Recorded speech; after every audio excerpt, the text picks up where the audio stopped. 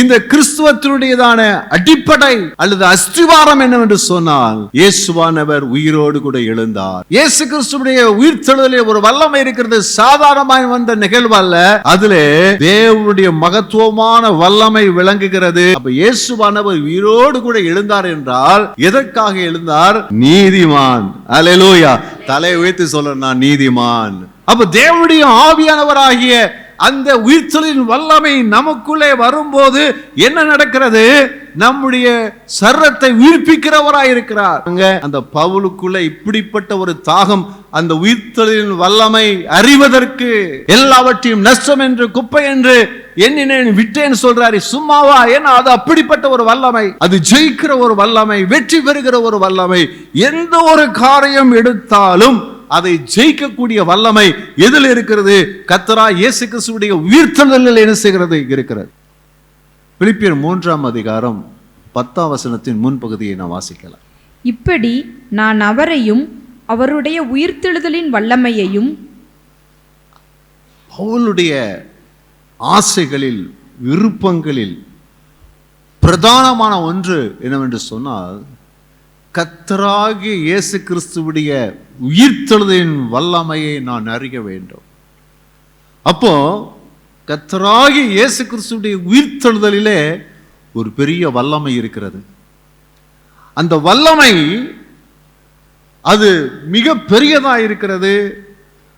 அதை அறிந்து கொள்வதனாலே நம்முடைய வாழ்க்கையில் நாம் மிகப்பெரிய ஆசீர்வாதங்களை அல்லது மகிமைகளை, சொல்ல முடியாத காரியங்களை நம்முடைய வாழ்க்கையில் நாம் பெற்றுக்கொள்கிறோம். ஆகையால் தான் பவுலுக்கு அப்படிப்பட்டதான ஒரு பேராசை அல்லது பெரிய ஆசை இருந்தது என்று சொல்லி நம்ம பார்க்கிறோம். கர்த்தராகிய இயேசு கிறிஸ்து அவருடைய வாழ்க்கை அற்புதமானது, அதிசயமானது, ஆச்சரியமானது. அவர் இந்த உலகத்தில் வந்தபோது அங்கே தேவன் தம்முடைய அன்பை விளங்க பண்ணினார். எப்படி விளங்க பண்ணினார்? அப்படி ஒரே பேரான குமாரனாய் இருந்தும் நாம் பாவிகளாய் இருக்கையில் நாம் கெட்டு போகாமல் நித்திய ஜீவனை அடையும்படிக்கு தம்முடைய ஒரே பேரான குமாரனை இந்த உலகத்தில் நமக்காக, நம்முடைய பாவங்களுக்குரிய பதிலாக அவர் தண்டனை ஏற்றுக்கொள்ளும்படியாக, நமக்காக சாபமாகும்படியாக அவரை இந்த உலகத்திலே ஒப்பு கொடுத்தார். அங்கே தேவ அன்பு அங்கே வெளிப்படுகிறது. அந்த அன்பினாலே ஒரு பெரிய பாக்கியம் இருக்கிறது. தேவனோடு கூட நாம் இணைக்கப்படுகிற ஒரு பாக்கியத்தை நினைச்சிருக்கிறோம், பெற்றிருக்கிறோம். அப்போ இயேசுவானவர் அவர் நமக்காக இந்த உலகத்தில் வந்து பாடுபட்டு மரித்தது தேவனுடைய அன்பை விளங்க பண்ணினது. அது மாத்திரமல்ல, அந்த மரித்த இயேசுவானவர் ஒரு வித்தியாசம் இருக்கிறது. உலகத்தில் வந்தவர்கள் எல்லாரும் மரித்தார்கள், ஆனால் உலகத்தை வந்து மரித்து உயிரோடு கூட எழுந்த ஒரே ஒரு நபர் யார் என்று சொன்னால் கர்த்தராகிய இயேசு கிறிஸ்து ஒருவர் தான். அல்லேலூயா. கர்த்தருக்கு ஸ்தோத்திரம் உண்டாவதாக. அவருடைய கல்லறைகளே, அவர் மரித்த போது வைக்கப்பட்ட கல்லறையிலே சென்று கர்த்தராகிய இயேசு கிறிஸ்துவுடைய மரித்த சரத்தை பார்க்கும்படியாக, அதற்கு செய்ய வேண்டிய கடமைகளை செய்யும்படியாக புறப்பட்டு போன போது அங்கே ஒரு செய்தி காத்திருந்தது. லூக்கா 24ஆம் அதிகாரம் 5-6 வசனங்களிலே அதை நான் வாசிக்கிறோம். அந்த ஸ்திரீகள் பயப்பட்டு தலை கவிழ்ந்து தரையை நோக்கி நிற்கையில் அந்த 2 பேரும் அவர்களை நோக்கி, உயிரோடு இருக்கிறவரை நீங்கள் மரித்தோரிடத்தில் தேடுகிறது என்ன? தேவதூதர்கள் அந்த பெண்களுக்கு சொல்கிறார்கள், உயிரோடு இருக்கிறவரை மரித்தோரிடத்தில் தேடுகிறது என்ன? அவர் இங்கே இல்லை, அவர் இங்கே இல்லை, அவர் உயிர்த்தெழுந்தார், அவர் உயிர்த்தெழுந்தார். கைகளை தட்டி கர்த்தரை மகிமைப்படுத்துவோமா? அல்லேலூயா. கர்த்தருக்கு ஸ்தோத்திரம் உண்டாவதா. நாம் நம்மிலே அன்பு கூறும்படி இந்த உலகத்தில் வந்தவர் மாத்திரமல்ல, நமக்காக ஜீவனை கொடுத்தவர் மாத்திரமல்ல, உயிரோடு கூட எழுந்து இன்றும் உயிரோடு கூட இருக்கிறவரை நாம் ஆராதிக்கிறவர்களா இருக்கிறோம். நாம் பாக்கியசாலிகள், நாம் பேறு பெற்றவர்கள். கர்த்தருடைய ஆசீர்வாதம் நம்மோடு கூட இருக்கிறது. அல்லேலூயா. கர்த்தருக்கு ஸ்தோத்திரம் உண்டாவதாக. இந்த தேவனை சொந்த தெய்வமாக கொண்ட ஜனம் பாக்கியம் உள்ளது, விசேஷமானது, மேன்மக்களாய் இனசராக இருக்கிறார்கள். இந்த கிறிஸ்துவத்தினுடையதான அடிப்படை அல்லது அஸ்திவாரம் என்னவென்று சொன்னால், இயேசுவானவர் உயிரோடு கூட எழுந்தார். ஹல்லேலூயா. அவர் உயிரோடு கூட எழுந்தபடியினாலே பலமாய் நிரூபிக்கப்பட்ட தேவகுமாரனாய் அவர் இருக்கிறார். அவர் தேவன், தேவகுமாரன் என்று எப்படி விளங்குகிறது என்று சொன்னால், இயேசுவானவர் உயிரோடு கூட எழுந்ததினாலே, அவர் உயிரோடு கூட எழுந்ததினாலே, மரித்தோரில் உயிரோடு கூட எழுந்ததினாலே அவர் உண்மையிலேயே தேவனுடைய குமாரன் என்று அங்கே நிரூபிக்கப்பட்டிருக்கிறது. இந்த அஸ்திவாரத்திலே தான் தேவனுடைய சபை கட்டப்பட்டிருக்கிறது. இன்று கிறிஸ்தவம் நிலை நிற்கிறது. கர்த்தருக்கு ஸ்தோத்திரம் உண்டாவதாக. நான் ஆராதிக்கிற தேவன், நான் சேவிக்கிற தேவன், நான் நம்புகிற தேவன், நான் பின்பற்றுகிற தேவன் யார் என்று சொன்னால், அவர் உயிரோடு கூட இருக்கிறவர். ஹல்லேலூயா, ஹல்லேலூயா. கர்த்தருக்கு ஸ்தோத்திரம். அந்த இயேசுவானவர் வெளிப்படுத்தின விசேஷங்களிலே அங்கே யோவானுக்கு அவர் தன்னை வெளிப்படுத்தும் போது இவ்விதமாய் சொல்லுகிறார். வெளிப்படுத்தின விசேஷம் 1:18 சொல்லுகிறார், மரித்தேன், ஆனாலும் இதோ சதா காலங்களிலும் நான் உயிரோடு கூட இருக்கிறேன். ஹல்லேலூயா. அவர் உயிரோடு கூட இருக்கிறவராகவே இருக்கிறார். கர்த்தருக்கு ஸ்தோத்திரம் உண்டாவதாக. ஆண்டவராய் இயேசுவானவர் உயிரோடு கூட எழுதாவிட்டால், பவுல் சொல்லும்போது சொல்றாரு, 1 Corinthians 15:14 சொல்லும் போது, எங்களுடைய பிரசங்கங்கள் விருதா, உங்களுடைய விசுவாசமும் விருதா. நம்ம இயேசுவானவர் உயிரோடு கூட எழுந்திருக்காவிட்டால் இன்றைக்கு இந்த ஆராதனை ஒன்று இருந்திருக்காது. நாம் இயேசுவின் நாமத்திலே நாம் தேவனுடைய வார்த்தையை கொடுக்கிறதுனாலே ஜனங்கள் ரட்சிப்புக்கு எதுவாய் நடத்துவதற்கு ஒன்றுமே இருக்காது. சுவிசேஷம் ஊழியம் சொல்றதுல பலன் இல்லை, ஒண்ணுமே கிடையாது. அதனால தான் அவர் சொல்றாரு, எல்லாம் விருதான்னு சொல்லு. ஆனாலும் இயேசுவானவர் உயிரோடு கூட எழுந்தார். நீங்களும் நானும் ஆராதிக்கிற சேவிக்கிற தேவன் உயிரோடு கூட எழுந்தவர், இன்றும் உயிரோடு இருக்கிறவர், சதா காலங்களிலும் இருக்கிறவர், அவர் நித்தியமாய் இருக்கிறவர், அவருக்கு அழிவு கிடையாது, இன்றும் நம்மோடு கூட இருக்கிறவர். ஹல்லேலூயா. கர்த்தருக்கு ஸ்தோத்திரம் உண்டாவதாக. இயேசுவானவர் உயிரோடு கூட எழுந்தபோது என்ன நடந்தது? அப்போஸ்தலர் 2:24 அதை குறித்து அவர் சொல்லுகிறார். தேவன் அவருடைய மரண உபாதிகளின் கட்டை அவிழ்த்து அவரை எழுப்பினார். அவர் மரணத்தினால் கட்டப்பட்டிருக்க கூடாதிருந்தது. அதாவது மரணத்தினாலே பிசாசு அவரை கட்டிவிடலாம், அவ்வளவுதான் என்று நினைத்தான். ஆனால் இயேசுவானவர் அவருடைய கட்டுகளை பிதாவாகிய தேவன் அவிழ்த்தார், உடைத்தார், அவரை எழுப்பினார். அவரை இந்த மரணம் என்ன செய்ய முடியாதிருந்தது? கட்ட முடியாதிருந்தது. மரணத்தின் சங்கிலிகள் அவரை கட்ட முடியாதிருந்தது. அதை உடைத்து தேவன் அவரை உயிரோடு கூட என்ன செய்கிறார்? அவர் எழுப்புகிறார். கர்த்தருக்கு ஸ்தோத்திரம் உண்டாவதாக. அப்போ இதிலே ஒரு வல்லமை இருக்கிறது. இயேசு கிறிஸ்துவுடைய உயிர்த்தெழுதலிலே ஒரு வல்லமை இருக்கிறது. சாதாரணமாய் வந்த நிகழ்வு அல்ல, அதிலே தேவனுடைய மகத்துவமான வல்லமை விளங்குகிறது. அந்த எவரும் மரித்தவர்கள் உயிரோடு கூட எழுந்திருக்க முடியாது. ஆனால் அந்த சங்கிலியினால், மரணத்தின் சங்கிலியினால் கட்டப்பட்ட, அந்த மரணத்தினால் கட்டப்பட்ட இயேசுவை அந்த மரண சங்கிலிகளை உடைத்து தேவன் உயிரோடு எழுப்பினாரே, அதுதான் இயேசு கிறிஸ்துவுடைய உயிர்த்தெழுதலின் வல்லமை. ஹல்லேலூயா. அதான் உயிர்த்தெழுதலின் வல்லமையாக என்ன செய்கிறது இருக்கிறது. அது இயேசு கிறிஸ்துவுடைய உயிர்த்தெழுதல் என்று சொல்வது வெறும் சரித்திரம் மாத்திரம் அல்ல. இயேசு கிறிஸ்துவுடைய உயிர்த்தெழுதல் என்பது வெறும் சரித்திரம் அல்ல. நாம் சரித்திரம் என்பது நடந்த நிகழ்வுகள். அப்ப இயேசுவானவருடைய வாழ்க்கையில நடந்த ஒரு உண்மை சம்பவமாக அதை நிறுத்திவிட முடியாது. அதற்கு மேலாக அந்த இயேசு கிறிஸ்துவுடைய உயிர்த்தெழுதல் என்பது அது பெரிய ஒரு வல்லமை. அது ஒரு பெரிய வல்லமை. நடக்க முடியாத காரியத்தை நடப்பிக்கத்தக்கதாக நிரூபிக்கப்பட்ட விளங்கின ஒரு தேவ வல்லமை தான் இயேசு கிறிஸ்துவுடைய உயிர்த்தெழுதலின் வல்லமை என்று என்ன செய்கிறோம்? நாம் பார்க்கிறோம். அல்லேலூயா. கர்த்தருக்கு ஸ்தோத்திரம் உண்டாவதாக. அந்த உயிர்த்தெழுதலின் வல்லமையை நாம் அறிந்து கொள்வதற்கும் அந்த உயிர்த்தெழுதலின் வல்லமையை பெற்றுக்கொள்வதற்கும் தேவன் இன்றைக்கு கிருபை உள்ளவராய் இருக்கிறார். கர்த்தருக்கு ஸ்தோத்திரம் உண்டாவதாக. அல்லேலூயா. அந்த உயிர்த்தெழுதலின் வல்லமை நடக்க முடியாத காரியத்தை அல்லது செய்ய முடியாத காரியத்தை மனிதர்களுக்குள்ளே என்ன செய்கிறது? நடப்பிக்கிறது. எப்படி மரித்தவரை உயிரோடு கூட எழுப்பினது அந்த தேவனுடைய உயிர்த்தெழுதலின் வல்லமையோ, அதே போல நடக்க முடியாத காரியங்களை, கற்பனை பண்ண முடியாத காரியங்களை மனிதர்களுக்குள்ளே நடப்பிப்பது தான் இயேசு கிறிஸ்துவுடைய உயிர்த்தெழுதலின் வல்லமையா இருக்கிறது. இந்த உயிர்த்தெழுதலின் நாளிலே அந்த வல்லமை நமக்குள்ளே எப்படியெல்லாம் கிரியை செய்கிறது என்பதை நாம் பார்ப்போமா? கர்த்தருக்கு ஸ்தோத்திரம் உண்டாவதாக. ரோமர் 4:25 அவர் நம்முடைய பாவங்களுக்காக ஒப்புக்கொடுக்கப்பட்டும் நாம் நீதிமான்களாக்கப்படுவதற்காக எழுப்பப்பட்டும் இருக்கிறார். அல்லேலூயா. இயேசுவானவர் அவர் மரித்தார், உயிரோடு கூட எழுந்தார். உயிரோடு கூட எழும்போது என்ன நடந்தது? அந்த உயிர்த்தெழுதலின் வல்லமை மனுஷர்களுக்குள்ளே எந்த தாக்கத்தை கொண்டு வருகிறது? எப்படிப்பட்டதான வல்லமையான கிரியைகளை நடப்பிக்கிறது? கர்த்தருக்கு ஸ்தோத்திரம் உண்டாவதா.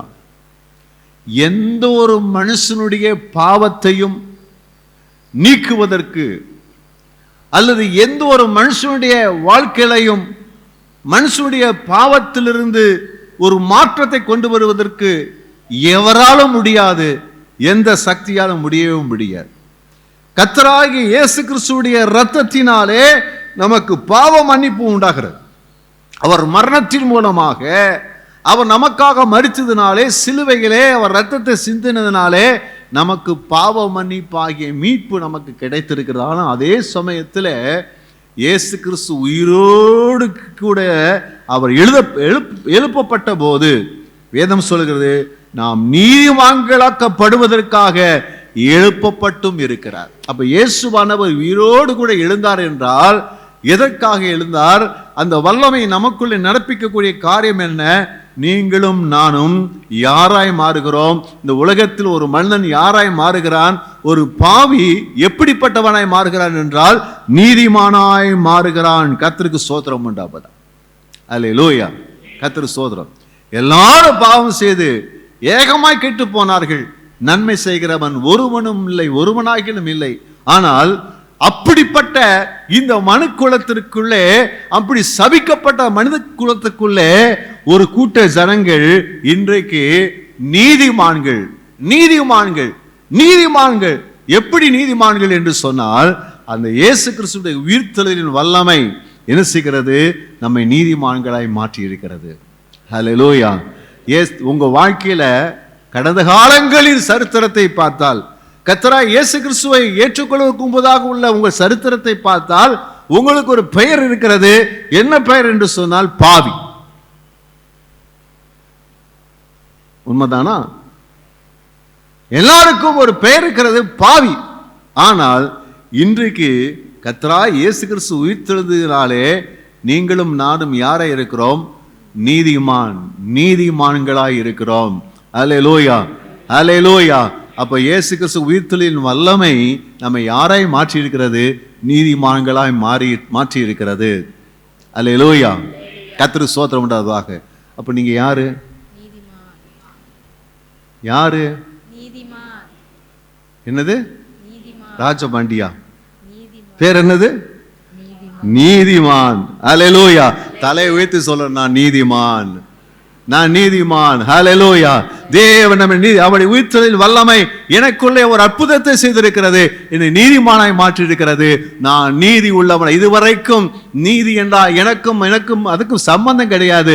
ஆனால் இதுவரைக்கும் தேவனுடைய பார்வையில் என் பாவங்கள்லாம் மன்னிக்கப்பட்டு அவைகளெல்லாம் அழிக்கப்பட்டு நாம் குற்றம் செய்யாதவன், நீதிமான் என்ற நிலையிலே நான் நீதியிலே நடக்கிறவனாய் இருக்கிறேன். நான் நீதி மார்க்கத்தில் நடக்கிறவனாய் இருக்கிறேன். என் வாழ்க்கை என்ன செய்திருக்கிறது? மாறி இருக்கிறது.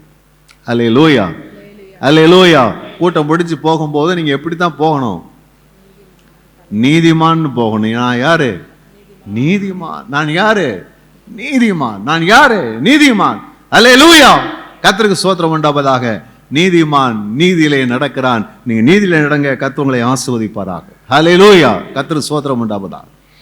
அது மாத்திரமல்ல, இரண்டாவதாக ரோமர் 6:4 நாம் வாசிக்கிறோம்.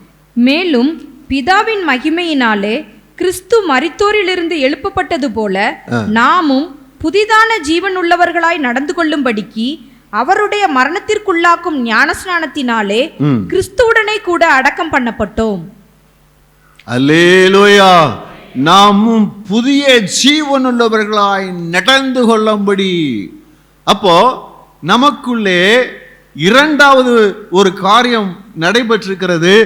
புதிய ஜீவன் உள்ளவர்களாய் நாம் நடந்து கொள்ளும்படி நமக்குள் ஒரு மாற்றம். இயேசு கிறிஸ்துவுடைய உயிர்த்தெழுதலின் வல்லமை நமக்குள்ளே ஒரு மாற்றத்தை தந்திருக்கிறது. ஒரு மாற்றம். எப்படிப்பட்ட மாற்றம்? புதிய ஜீவன் உள்ளவர்களாக நடந்து கொள்ளக்கூடிய ஒரு மாற்றம் நமக்குள் வந்திருக்கிறது. அல்லேலூயா. கர்த்தருக்கு ஸ்தோத்திரம் உண்டாவதாக. அப்போ இதே போலதான் உங்க வாழ்க்கையில கடந்த கால வாழ்க்கையில் நீங்க யாரா இருந்தீர்கள், ஆனால் கிறிஸ்து இயேசுவுக்குள்ளே வரும்போது ஒரு புதிய ஒரு வாழ்க்கை வந்திருக்கிறது. இது எப்படி வந்தது? இயேசுவுடைய உயிர்த்தெழுதலின் வல்லமை உங்களை மாற்றி இருக்கிறது. எவராலும் மாற்ற முடியாது. அம்மாவால மாற்ற முடியல, அப்பாவால மாற்ற முடியல, வாத்தியாரால மாற்ற முடியல, போலீஸால மாற்ற முடியல, எவரால மாற்ற முடியல. ஆனால் தேவன் நம்மை சந்தித்த போது அந்த வல்லமை நமக்குள்ளே ஒரு புதிய ஜீவனை, புதிய வாழ்க்கையை கொடுத்திருக்கிறது. நம்முடைய சிந்தனைகள் மாறுகிறது, நம்முடைய பேச்சுகள் மாறுகிறது, நம்முடைய செயல்பாடுகள் மாறுகிறது, நம்முடைய நோக்கங்கள் மாறுகிறது, எல்லாமே என்ன செய்கிறது? மாறுகிறது. இது எதனால உண்டாயிடுச்சு சொன்னா, இயேசு கிறிஸ்துவுடைய அந்த உயிர்த்தெழுதலின் வல்லமை, அந்த பரிசுத்த ஆவியானவர் நமக்குள்ளே வந்து அப்படிப்பட்ட கிரிகள் என்ன செய்து கொண்டிருக்கிறார். அதனால தான் 2 கொரிந்தியர் 5:17 அழகாய் சொல்லப்பட்டிருக்கிறது. என்னவென்று சொன்னால், ஒருவன் கிறிஸ்துவுக்குள் இருந்தால் புது சிருஷ்டியாய் இருக்கிறான், பழையவைகள் எல்லாம் ஒளிந்து போயின, எல்லாம் புதிதாயின. அல்லேலூயா.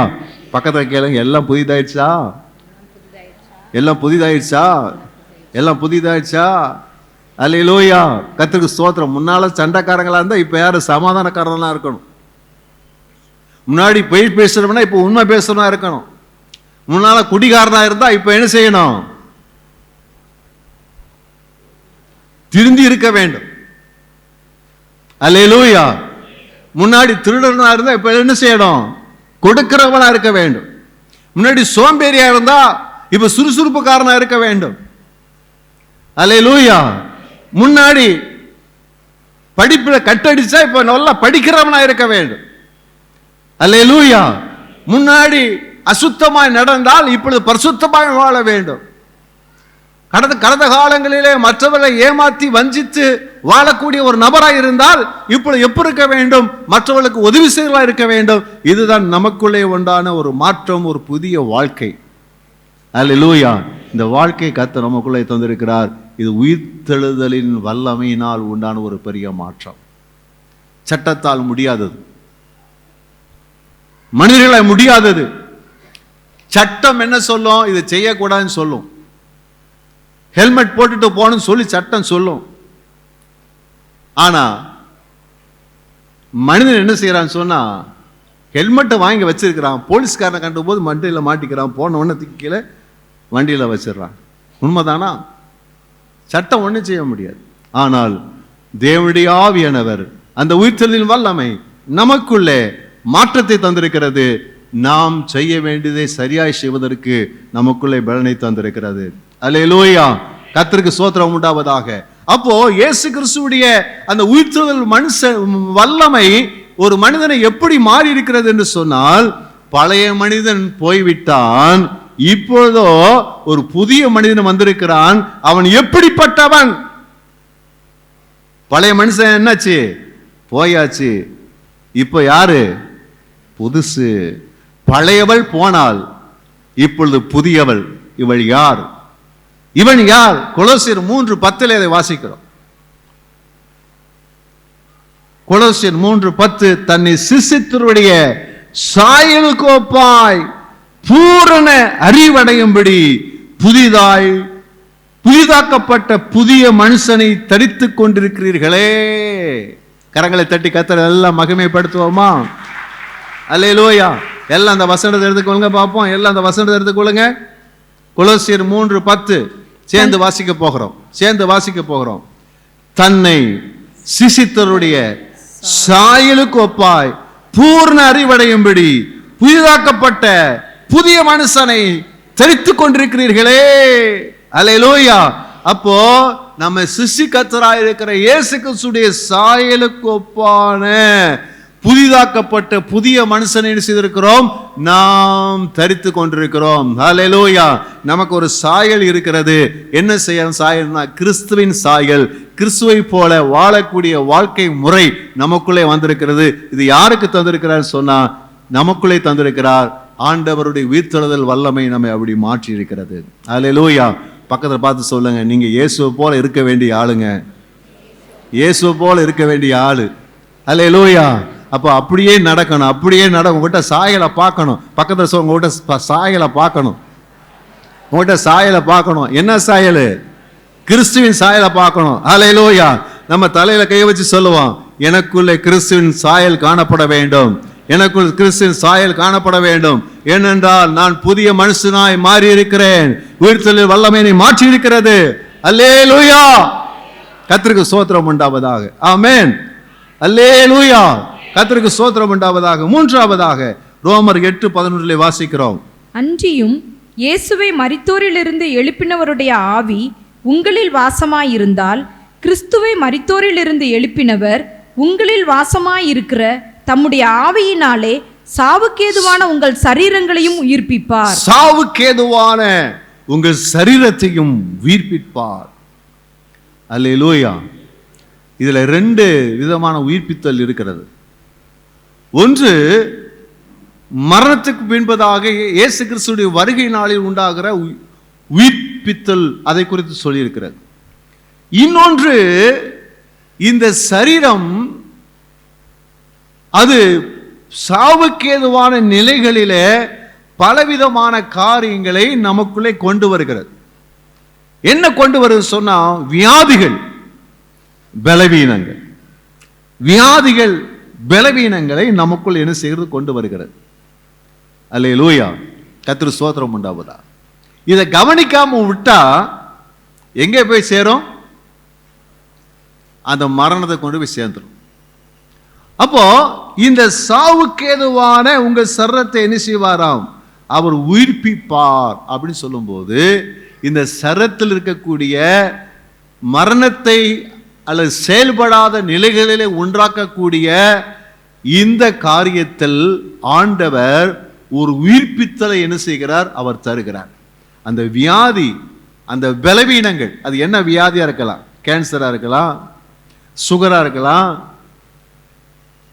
அல்லது பிரஷரா இருக்கலாம், அல்லது சரத்தில் இருக்கக்கூடிய கட்டிகளாக இருக்கலாம், ஆஸ்மா வியாதியா இருக்கலாம், அல்லது ஏதாவது ஒரு வியாதியா இருக்கலாம். இவைகள் எல்லாம் நம்முடைய வாழ்க்கையை குறைப்பதற்கு ஏதுவாக அவைகள் நமக்குள்ளே செயல்படக்கூடியவர்கள், அல்லது நம்ம பலவீனப்படுத்தக்கூடியவராக இருக்கலாம். ஆனால் அந்த பரிசுத்த ஆவியானவர் அல்லது கிறிஸ்துவின் உயிர்த்தெழுதலின் வல்லமை நமக்குள்ளே என்ன செய்கிறதாம்? நம்முடைய சரத்தை உயிர்ப்பிக்கிறதா என்ன செய்கிறது? இருக்கிறது. ஹல்லேலூயா. கர்த்தருக்கு ஸ்தோத்திரம் உண்டாவதாக. அப்ப தேவனுடைய ஆவியானவராகிய அந்த உயிர்த்தெழுதலின் வல்லமை நமக்குள்ளே வரும்போது என்ன நடக்கிறது? நம்முடைய சரத்தை உயிர்ப்பிக்கிறவராய் இருக்கிறார், நம்முடைய அவயவங்களை உயிர்ப்பிக்கிறவராய் இருக்கிறார். ஆண்டவர் அந்த வியாதிகளை மாற்றி பலப்படுத்தி சுகப்படுத்தி ஆரோக்கியப்படுத்தி நம்மை மாற்றுகிறார். நமக்குள்ளே ஜீவனை தேவன் தருகிறார். பேதுருவும் யோவானும் சர்ச்சுக்கு போறாங்க. சர்ச்சுக்கு எதுக்கு போறாங்க? ஜெபம் பண்ண போறாங்க. ஜெப வேலையில ஜெபம் பண்ண போறாங்க. ஜெப வேலையில ஜெபம் பண்ண போறாங்க.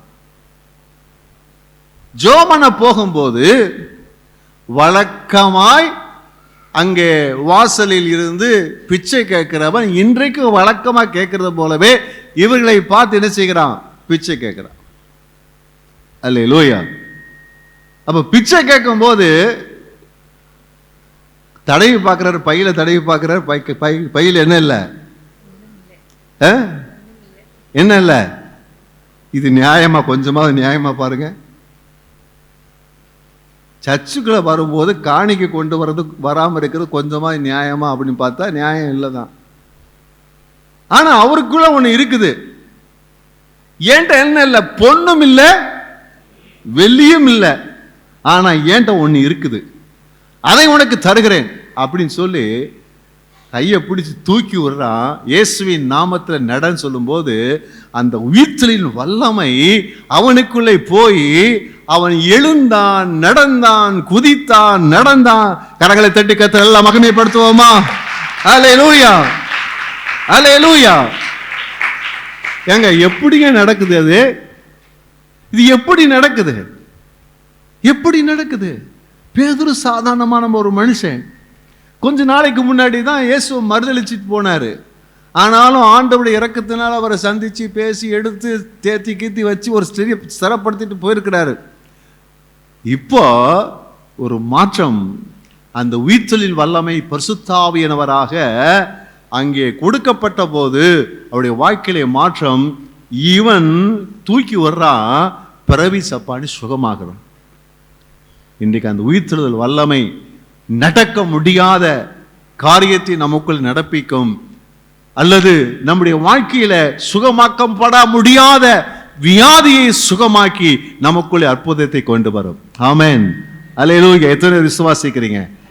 அல்லேலூயா. அப்ப அந்த இயேசு கிறிஸ்துவுடைய வல்லமை சர்வப்பிரகாரமாக நம்முடைய வாழ்க்கையில் இருக்கக்கூடிய சர்வ வியாதிகள், பலவீனங்கள் எல்லாவற்றையும் மாற்றி சுகப்படுத்தக்கூடிய வல்லமை. ஆகையினால நம்ம தெய்வீக சுகத்தின் மேலே நாம் விசுவாசம் வைக்க வேண்டும், நம்பிக்கை வைக்க வேண்டும், நம்பிக்கை வைக்கணும். ஜெபம் பண்ணணும் ஆண்டவர் சமூகத்தில். ஆண்டவரே, உம்முடைய வல்லமை என்னை சுகமாக்க வல்லது. நீங்க வரங்கள்ல பாத்தீங்கன்னா அநேக வரங்கள் இருக்குது. அந்த வரங்கள்ல பாத்தீங்கன்னா ஒரு சிறப்பான வரம் குணமாக்கும் வரங்கள். என்ன இருக்குது? குணமாக்கும் வரங்கள். ஏன் குணமாக்கும் வரன்னு ஒன்று கொடுத்திருக்கிறாரு? இது பரிசுத்த ஆவியானவர் நம்ம கொடுத்த ஒரு பெரிய கொடை, ஈவு, வெகுமதி. ஏன் கொடுத்திருக்கிறாருன்னா, நீங்களும் நானும் வியாதியோடு இருப்பது தேவனுக்கு விருப்பம் அல்ல. ஆகினாலே நாம் சுகமாய் இருப்பதற்கு நமக்கு டாக்டர் தேவையில்லை. அந்த வரம் இருந்தால் நம்முடைய வியாதி சுகமாகும் சொல்லி தேவன் அந்த வரத்தை கொடுத்திருக்கிறாரு. அந்த உயிர்த்தெழுதல் வல்லமை தான் நமக்கு அந்த வரம் செயல்படும் போது ஒரு சுகம் உண்டாகிறது, அற்புதம் நடக்குது. ஆராதனை நடக்கும் போது வியாதி சுகமாகும், கட்டி அகன்று போகும், அற்புதம் நடக்கும், அதிசயம் நடக்கும். இதெல்லாம் எதனால் நடக்குதுன்னு சொன்னா அந்த பரிசுத்த ஆவியானவருடைய வல்லமை, உயிர்த்தெழுதலின் வல்லமை. ஹல்லேலூயா, ஹல்லேலூயா, ஹல்லேலூயா. நீங்க சாயந்தரம் வரைக்கும் நீங்க காத்திருக்க வேண்டிய அவசியம் இல்லை. இந்த ஆராதனை நேரத்திலே கர்த்தர் உங்க வியாதியை சுகமாக்குவார். உங்க வியாதியை, உங்க சரீரத்தில் பலவீனங்களை மாற்றுவார். உங்களுக்குள்ளே ஒரு அற்புதத்தை தேவன் செய்வார். ஏனென்றால் அவர் உயிரோடு கூட இருக்கிறார். அவர் உயிரோடு கூட எழுப்பின அந்த தேவ வல்லமை இன்றைக்கும் நமக்குள்ளே கிரியை செய்து கொண்டிருக்கிறது. அது நமக்குள்ளே அற்புதத்தை கொண்டு வரும். அல்லேலூயா, கர்த்தருக்கு ஸ்தோத்திரம் உண்டாவதாக. அப்போ ஆவியானவர் என்ன செய்றாருன்னா நம்மை பலப்படுத்துகிறார். அந்த உயிர்த்தெழுதல் வல்லமை நமக்குள்ளே வரும்போது நமக்குள்ளே நம்மை அறியாமலேயே தேவனுடைய மகத்தான கிரியை இழுசுகிறது, வெளிப்படுகிறது. கர்த்தருக்கு ஸ்தோத்திரம் உண்டாவதாக. ஆமென், அல்லேலூயா. இன்றைக்கு நீங்க போறதுக்கு முன்னாடி ஒரு அற்புதம் நடக்கும். ஏனால் அந்த உயிர்த்தெழுதலின் வல்லமை இன்றைக்கு ஆராதனையில கிரியை செய்திருக்கிறது, செய்து கொண்டே இருக்கிறது. நீங்கள் போகும்போது ஒரு அற்புதத்தை நீங்கள் சரத்தில் நினைச்சீர்கள், நீங்கள் பார்ப்பீர்கள். அல்லேலூயா, அல்லேலூயா. நான்காவதாக 1 கொரிந்தியர் 15:57 1 கொரிந்தியர் 15:57. நம்முடைய கர்த்தராகிய இயேசு கிறிஸ்துவினாலே நமக்கு ஜெயம் கொடுக்கிற தேவனுக்கு ஸ்தோத்திரம். அது என்ன வல்லமை என்றால், அது ஜெயம் கொடுக்கிற வல்லமை, வெற்றியை கொடுக்கிற ஒரு வல்லமை. கர்த்தருக்கு ஸ்தோத்திரம் உண்டாவதா. நமக்குள்ள இருக்கிற அந்த பரிசுத்த ஆவியானவருடைய அந்த உயிர்த்தெழுதலின் வல்லமை. சும்மாவாங்க அந்த பவுலுக்குள்ள இப்படிப்பட்ட ஒரு தாகம், அந்த உயிர்த்தெழுதலின் வல்லமை அறிவதற்கு. எல்லாவற்றையும் நஷ்டம் என்று, குப்பை என்று எண்ணினேன், விட்டேன்னு சொல்றாரு. சும்மாவா? ஏன்னா அது அப்படிப்பட்ட ஒரு வல்லமை. அது ஜெயிக்கிற ஒரு வல்லமை, வெற்றி பெறுகிற ஒரு வல்லமை. எந்த ஒரு காரியம் எடுத்தாலும் அதை ஜெயிக்கக்கூடிய வல்லமை எதில் இருக்கிறது? கர்த்தராகிய இயேசு கிறிஸ்துவுடைய உயிர்த்தெழுதலில் என்ன செய்கிறது? இருக்கிறது. எதையும் ஜெயிக்க முடியும். ரோமர் 8:37 வாசிக்கிறோம். இவை எல்லாவற்றிலேயும் நாம் நம்மில் அன்பு கூறுகிறவராலே முற்றும் ஜெயம் கொள்ளுகிறவர்களாய் இருக்கிறோமே. முற்றும், ஒன்றுல கூட தோற்று போறதில்லை, முற்றிலும் நாம் ஜெயம் கொள்ளுகிறவர்களாய் இருக்கிறோமே. கர்த்தருக்கு ஸ்தோத்திரம் உண்டாவதா. நீங்கள் உங்க வாழ்க்கையில அந்த உயிர்த்தெழுதல் வல்லமை உங்களை சந்தித்திருக்கிறபடியினாலே, அந்த பரிசுத்த ஆவியானவர் உங்களுக்குள்ள இருக்கிறபடியினாலே, உங்களுக்குள்ளே அவர் எப்படிப்பட்ட வல்லமை விளங்க பண்ணுகிறார்? ஜெயம் கொள்ளவர்களாக, ஜெயிக்கிற வல்லமையாக அவர் விளங்க பண்ணுகிறார். நீங்கள் எப்படி இருப்பீர்கள், எப்படி நீங்கள் விளங்குவீர்கள் என்று சொன்னால், ஜெயிக்கிறவர்களாக, வெற்றி பெறுகிறவர்களாக நீங்கள் இருப்பீர்கள். கர்த்தருக்கு தோல்வி என்பது உங்கள் வாழ்க்கை சரித்திரத்தில் இருக்காது. அல்லேலூயா. ஜெயிக்கிறவர்கள் முற்றும் முடிய ஜெயம் கொள்ளவர்களாக இருப்போம். நம்ம எது தொட்டாலும் அது என்ன செய்யும்? வெற்றியா தான் நடக்கும், வெற்றியா தான் முடியுமே தவிர தோல்வி நம்ம வாழ்க்கையில கிடையாது. படிப்பா வெற்றி தான், தொழிலா வெற்றி தான், வேலையா வெற்றி தான், பாவமா வெற்றி தான், சத்ருவா பிசாசா வெற்றி தான், உலகமா எல்லாம் வெற்றி தான். யார்ட்டையும் நம்ம தோற்று போற பழக்கமே கிடையாது. பக்கத்து யார்ட்டையும் தோற்று போற பழக்கம்லாம் கிடையாது, தோற்று போற பழக்கம்லாம் கிடையாது. அல்லேலூயா. நமக்குள்ள இருக்கிற வல்லமை எப்படிப்பட்ட வல்லமை? ஜெயிக்கிற வல்லமை. அல்லேலூயா. முற்றும் ஜெயம் கொள்ளவர்களா இருக்கிறோமே. பக்கத்தை கையை பிடிச்சு சொல்லுங்க, முற்றிலும் ஜெயம் கொள்ளவர்களா இருக்கிறோமே. முற்றிலும் ஜெயம் கொள்ளவர்களா இருக்கிறோமே. நல்ல நல்ல கையை பிடிச்சு நல்ல முற்றிலும் ஜெயம் கொள்ளவர்களா இருக்க. பின்னாடிக்கெல்லாம் சொல்லுங்க, முற்றிலும் ஜெயம் கொள்ளவர்களா இருக்கிறோமே. அல்லேலூயா. ஆமா, கொஞ்சம் கூட என்ன தோற்று போறவே கிடையாது. கர்த்தருக்கு ஸ்தோத்திரம். ஏனென்றால் இந்த உயிர்த்தெழுதலின் வல்லமை நமக்குள்ளே வெற்றி என்ன செய்கிறது? தருகிறது. அல்லேலூயா. 1 கொரிந்தியர் 15:58. ஆகையால் எனக்கு பிரியமான சகோதரரே, கர்த்தருக்குள் நீங்கள் படுகிற பிரயாசம் விருதாவாய் இராதென்று அறிந்து நீங்கள் உறுதிப்பட்டவர்களாயும் அசையாதவர்களாயும் கர்த்தருடைய கிரியையிலே எப்பொழுதும் பெருகுகிறவர்களாயும் இருப்பீர்களாக. அப்போ அந்த உயிர்த்தெழுதலின் வல்லமை நம்ம எப்படி மாற்றுறோம்னு சொன்னா, ஒரு வாழ்க்கையில் ஒரு நோக்கத்தை தந்து அந்த நோக்கத்தோடு வாழ்வதற்குரிய வல்லமையை நமக்குள் தருகிறது. ஒரு நோக்கத்தை தந்து அந்த நோக்கத்தோடு வாழ்வதற்குரியதான வல்லமை நமக்குள்ளே தருகிறது. நமக்கெல்லாம் ஒரு நோக்கம் இருக்குது. என்ன நோக்கம்? இப்படி வைத்துக் கொள்ளுமே, என்ன வாஞ்சை? உங்களுடைய வாஞ்சை என்ன? உங்களுடைய எதிர்கால நோக்கம் என்ன அப்படின்னு சொல்லுவீங்க சொன்னா, உலக பிரகாரமான சில காரியங்களுக்குள்ள இருக்கும். ஆனால் நீங்களும் நானும் இயேசுவை பின்பற்றுவதற்குரியதான நோக்கம் என்ன அப்படின்னு சொன்னா, ஷார்ட்டா சொல்லிடலாம், ஒரே வார்த்தை, நித்திய ஜீவன், பரலோக வாழ்க்கை. இதுதான் ஷார்ட்டா சொல்லிடலாம், நித்திய ஜீவன். அப்போ இந்த நோக்கத்திற்காக நம்முடைய வாழ்க்கையிலே நாம் வாழுகிறோம். ஒரு கிறிஸ்தவனுடைய எதிர்கால நம்பிக்கை, எதிர்கால நோக்கம் என்னவென்று சொன்னால், நித்திய ஜீவனை பெற்றுக்கொள்ள வேண்டும், பரலோகம் செல்ல வேண்டும், தேவனோடு நித்தியமாய் வாழ வேண்டும் என்பதுதான் ஒரு எதிர்கால நோக்கமாக அல்லது நித்திய நோக்கமாக ஒரு கிறிஸ்தவனுக்கு என்ன செய்கிறது? இருக்கிறது. அப்ப இந்த நிலையில நாம் பரலோகத்தின் குடிமக்களாய் இருக்கிறபடியினாலே நம்முடைய வாழ்க்கையில நாம் நிறைய சொத்து சேர்ப்போம். அப்படித்தானே? அல்லேலூயா. யாரெல்லாம் சொத்து சேர்க்கிறீங்க? யாரெல்லாம் சொத்து சேர்க்கிறீங்க? இல்ல, அமைதியா இருக்கீங்க. யார்கிட்ட உங்கள்கிட்ட கேட்க மாட்டேங்க, நாங்கள் உங்கள்கிட்ட கேட்க மாட்டோம். சும்மா சொல்லுங்க, எத்தனை சொத்து சேர்க்கிறீங்க? இந்த உலகத்தில் நீங்க எவ்வளவு சொத்து சேர்க்கிறீங்களோ அதெல்லாம் ஒரு பெரிய பிரச்சனையே கிடையாது.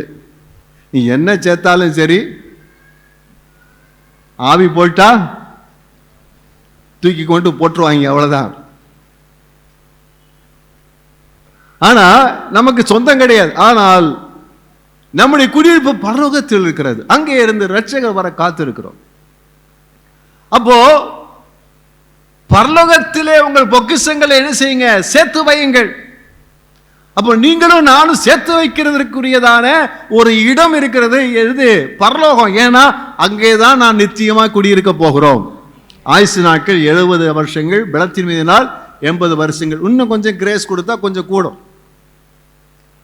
ஆனால் அதுக்கு முடிவுக்கு பின்பதாக நம்முடைய வாழ்க்கை நித்தியமாய் வாழப்போகிற இடம் அதுதான்.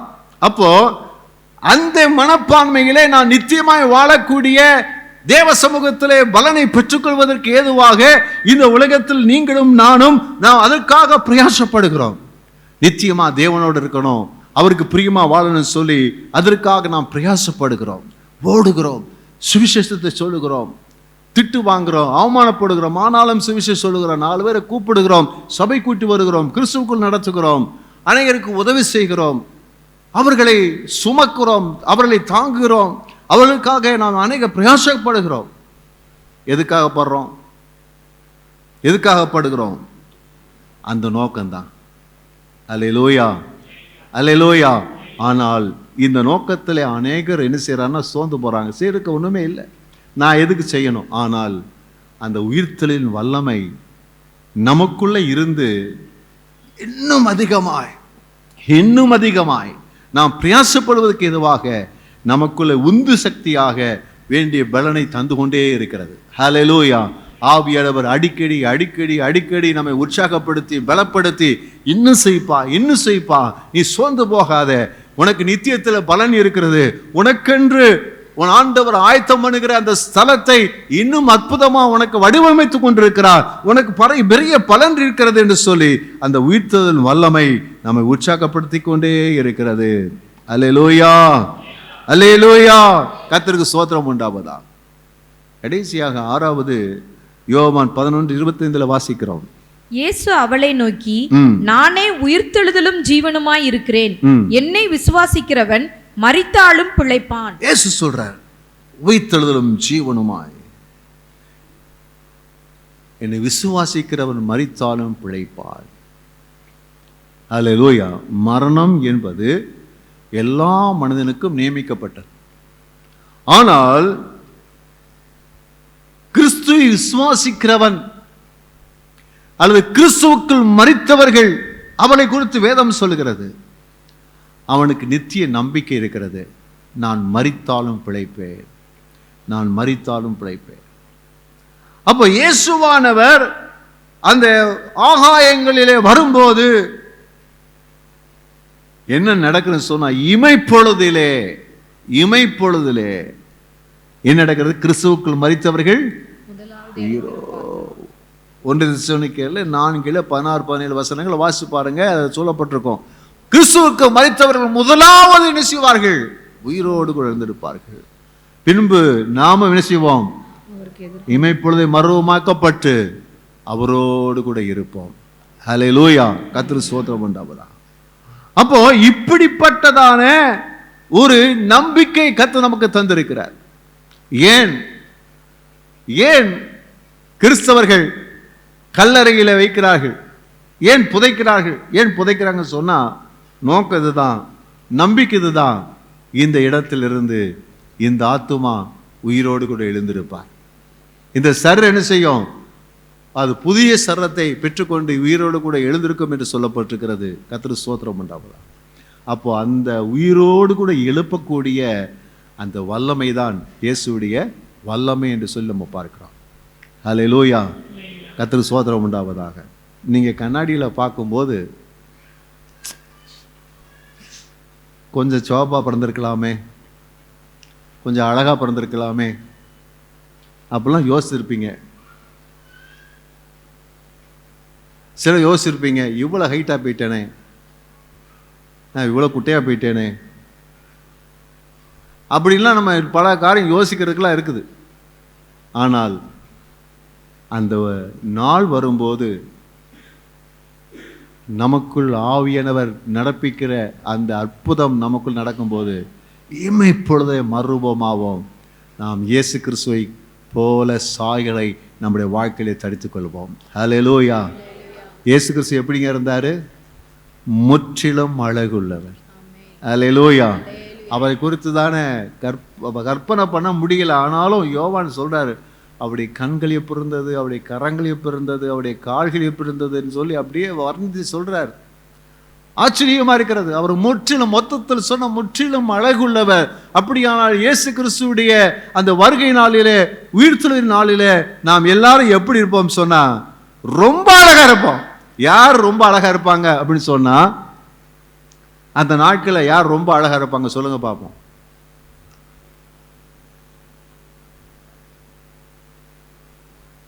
என்னங்க அமைதியா இருக்கீங்க? யார் ரொம்ப அழகா இருப்பா? நம்ம எல்லாருமே ரொம்ப அழகா இருப்போம். பக்கத்து சொல்ல நம்ம எல்லாருமே ரொம்ப அழகா இருப்போம். இயேசு கிறிஸ்துவை போல இருப்போம். அல்லேலூயா. இங்கெல்லாம் அங்கெல்லாம் என்ன செய்யாது, வித்தியாசம் எல்லாம் இருக்காது. எல்லாம் ரொம்ப அழகா இருப்போம். அவ்வளவு அழகா இருக்கத்தக்கதாக தேவன் நமக்குள்ளே அப்படிப்பட்டதான உயிர்த்தெழுதலை நமக்குள்ள தர வல்லவராய் இருக்கிறார். அந்த உயிர்த்தெழுதல் வல்லமை நமக்குள்ள என்ன செய்கிறது, அப்படிப்பட்டதான கிரிகளை நடப்பிக்க தரத்தக்கதாக இருக்கிறது. அல்லேலூயா. கர்த்தருக்கு ஸ்தோத்திரம் உண்டாவதாக. நாம் அழிந்து போவதில்லை, நாம் இருப்போம். நாம் அழிந்து போவதில்லை, நாம் மறுபடி உயிரோடு கூட எழுந்திருப்போம். நாம் அழிந்து போவதில்லை, நாம் நிச்சயமாய் இருப்போம். அழிந்து போவதில்லை, இயேசுவோடு கூட இருப்போம். அழிந்து போவதில்லை, மிகவும் அழகாக அவரோடு கூட இருக்கிறவர்களாய் இருப்போம். கர்த்தருக்கு ஸ்துதியும் ஸ்தோத்திரம் மகிமையும் உண்டாவதாக. அப்போ இதுதான் இயேசு கிறிஸ்துவுடைய உயிர்த்தெழுதலின் வல்லமையினுடைய மகத்தான செயல்கள். இதை போல அநேக காரியங்கள் ஆண்டவருடைய உயிர்த்தெழுதலின் வல்லமை மூலமாக நம்முடைய வாழ்க்கை நடைபெற்று கொண்டே இருக்கிறது. ஆகையால்தான் அங்கே பவுல் சொல்றாரு, அந்த உயிர்த்தெழுதல் வல்லமையை அறிந்து கொள்ளும்படி இன்றைக்கு நாம் அனுபவித்துக் கொண்டே இருக்கிறோம். நமக்குள் ஆண்டவரை நீ உயிரோடு கூட எழுந்தீர், உயிரோடு கூட எழுந்தவர் ஆண்டவரை, அந்த வல்லமை ஆண்டவரை இன்றைக்கு எங்களுக்குள்ள நீ விளங்க பண்ணியிருக்கிறீர். இன்னும் அதிகமாய் அந்த வல்லமை அனுபவிக்க கிருபைதான ஆண்டவரே, இன்னும் அதிகமாய் வல்லமை அனுபவிக்க கிருபைதான ஆண்டவரே. இந்த உயிர்த்தெழுதல் வல்லமை எங்களுக்குள்ளே என்னென்ன கிரிகள்லாம் நடப்பிக்க முடியுமோ அந்த கிரிகள்லாம் எங்கள் வாழ்க்கையை பெற்று அனுபவிக்க கிருபைதாரும் ஆண்டவரே. எல்லாம் ஜெபம் பண்ண போகிறோம். எல்லாம் எழுந்து நிற்போமா? Glory to God.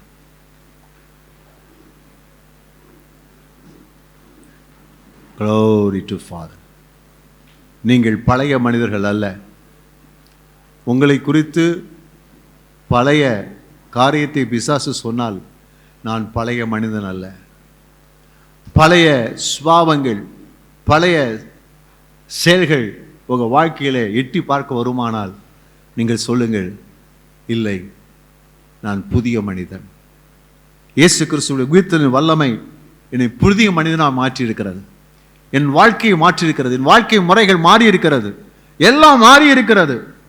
நான் புதிய மனிதன். கடந்த காலங்களில் தோல்வி அடைந்த மனிதன் தான். ஆனால் நான் கிறிஸ்துக்குள்ளான போது எனக்குள்ள உயிர்த்தெழுதல் வல்லமை எனக்குள்ளே வெற்றியை தந்திருக்கிறது. நான் வெற்றி பெறுவேன், இன்னும் வெற்றி பெறுவேன். தோல்வி இல்லை. என்னை எல்லா இடங்களிலும் எல்லா சூழ்நிலையிலும் வெற்றி சிறக்க பண்ண என் ஆண்டவர் எனக்குள்ளே அப்படிப்பட்ட வல்லமையை தந்திருக்கிறார். பாவம் என்னை மேற்கொள்ள முடியாது. சொல்லுங்க, பாவம் என்னை மேற்கொள்ள முடியாது.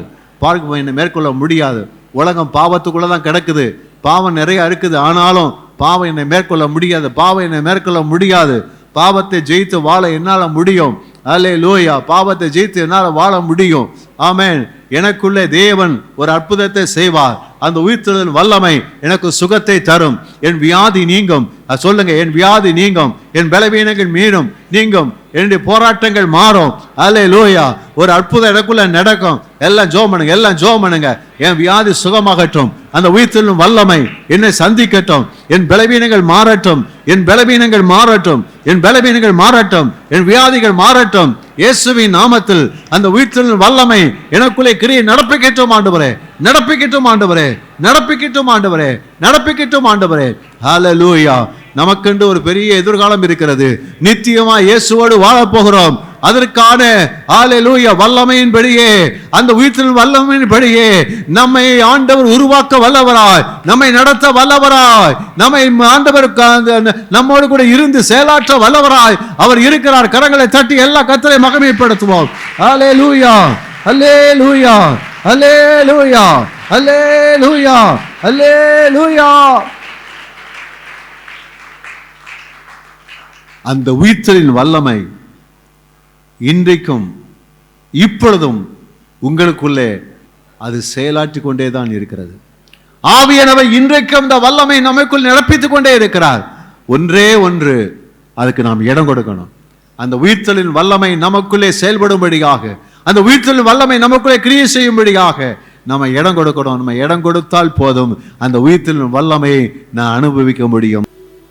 இயேசு கிறிஸ்துவின் உயிர்த்தெழுதலின் வல்லமை எனக்குள்ளே இருக்கிறது. இயேசு கிறிஸ்துவின் உயிர்த்தெழுதலின் வல்லமை எனக்குள்ளே இருக்கிறது.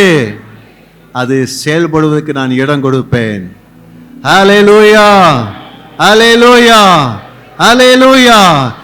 நான் புதிய மனுஷனாய் வாழுவேன். நான் சுகம் பெற்று ஆரோக்கியமாய் வாழுவேன். நான் ஜெயம் கொள்ளவனாய் இருப்பேன். எதிர்கால நம்பிக்கையோட உலகத்திலே வாழுவேன்.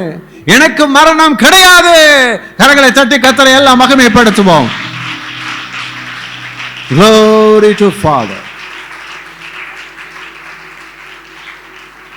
பிதாவே, உம்முடைய வார்த்தையின்படியே நீ செய்தும்படி நாமத்தை மகிமைப்படுத்தும்படி ஜெபம் எடுக்கிறோம். வந்திருக்கிற யாவரையும் ஆசீர்வதிங்க. உம்முடைய வயிற்றிலின் வல்லமை இந்த நாளில் உம்முடைய பிள்ளைகள் வாழ்க்கையிலே காணப்படுவதாக. இன்னும் அதிகமாக அந்த உயிர்த்தெழுதலின் வல்லமையை அறிந்து ஆண்டவரே அதனால் ஆசீர்வதிக்கப்பட கர்த்தர் கிருபை தர வேண்டும் என்று ஜெபம் எடுக்கிறேன். எல்லாரையும் ஆசீர்வதிக்கிறோம். இயேசுவின் நாமத்தில் நல்ல பிதாவே.